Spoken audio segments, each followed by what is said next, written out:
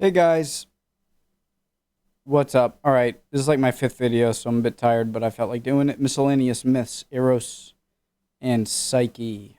Overly Sarcastic Productions. I love this channel. Let's do it.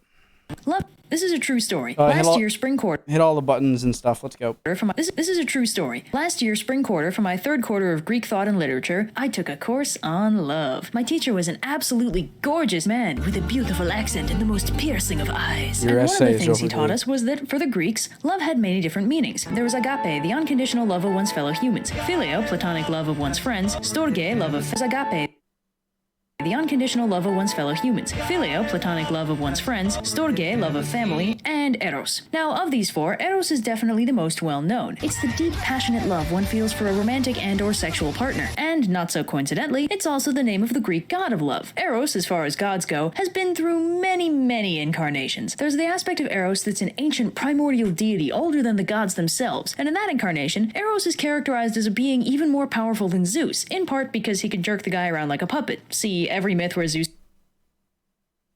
He could what?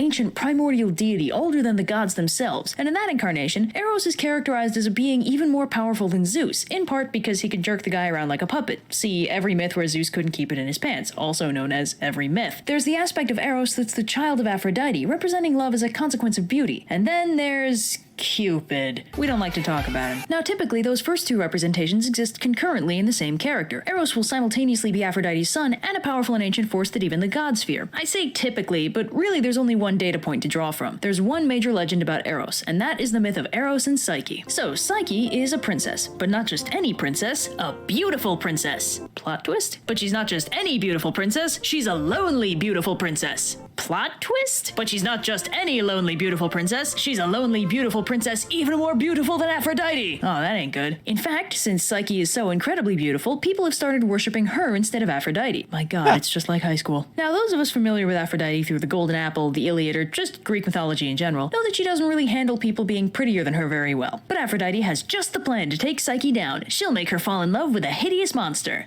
Aphrodite, you are a goddess. Why don't you just kill her? Aphrodite knows just the guy to call and summons her son Eros to make Then there wouldn't be a story. Psyche fall in love with something. You just kill her. Aphrodite knows just the guy to call and summons her son Eros to make Psyche fall in love with something gross. Eros scoots down to the mortal world to do the thing, but when he sees the beautiful Psyche, he's startled by her gorgeousness and accidentally stabs himself with one of his arrows. Way to go, smart guy. But meanwhile, back in the mortal world, Psyche is, we recall part 2 of her characterization, very, very lonely. See, she's beautiful, but in a way that people worship from afar. She wants to be loved, but she's just too beautiful for this sinful world, and it's really starting to get on her nerves. So she goes to the oracle and asks her if she'll ever find true love, and the oracle responds that she will, but she'll fall in love with a terrible monster that even the gods fear. So Psyche is taken to a big scary cliff and left there so her monster boyfriend can find her, and Zephyr, the west wind, carries her off to her monster boyfriend's gorgeous and luxuriant palace. Man, Greece has way classier monsters than we do. Anyway, turns out her monster boyfriend is invisible, and he tells her that she'll be totally safe and provided for by his many invisible servants, but she can never see him, not even when they do the sex thing. So Psyche's totally chill with living in luxury with her invisible monster boyfriend, but one day she's paid a visit by her 2 sisters,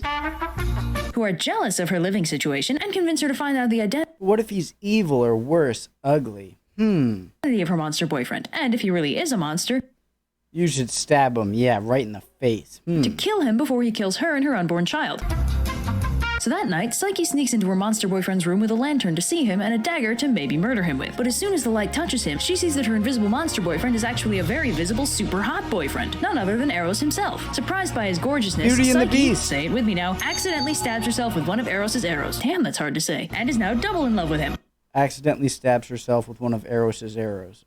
But the lamp oil also thinks Eros is super cute and a little bit tries to get closer to Senpai and ends up splashing on him. That's not hyperbole, the book actually says that. Not the senpai part, but you know. So Eros wakes up because ow, and flies off because betrayal, leaving Psyche alone and regretting her life choices. Eros flies back to Aphrodite to nurse his minor burn and feel sorry for himself, and Aphrodite, now like twice as mad at Psyche, scoots over to her and tells her that if she wants her boyfriend back, she needs to accomplish 4 tasks for her.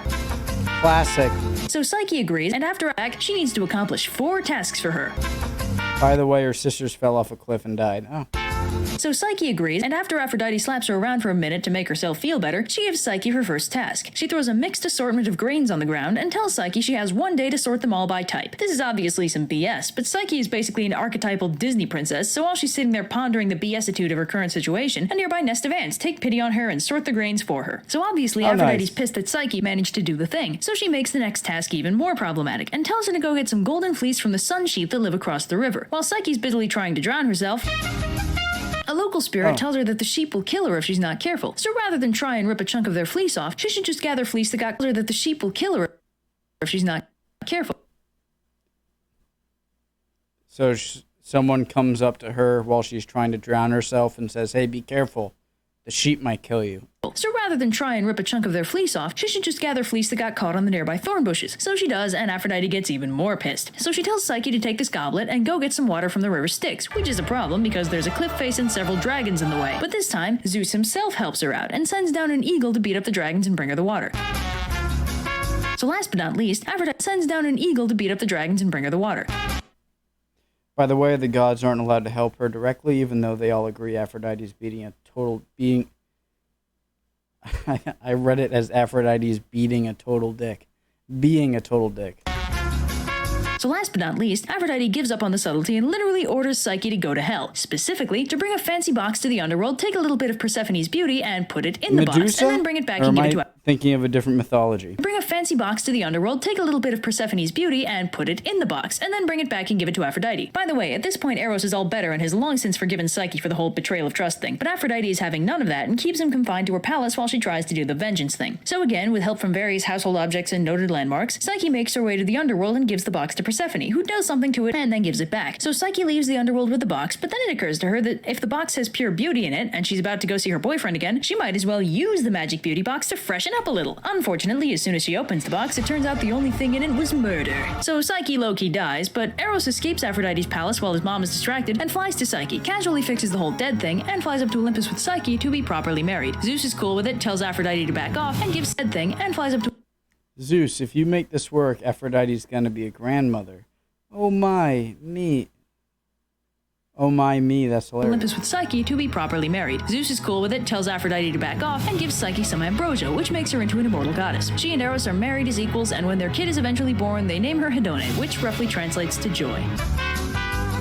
10 minutes ago, I saw you. I really do love this girl's voice. When you came through the door, my head started reeling. You gave me the Psyche means soul.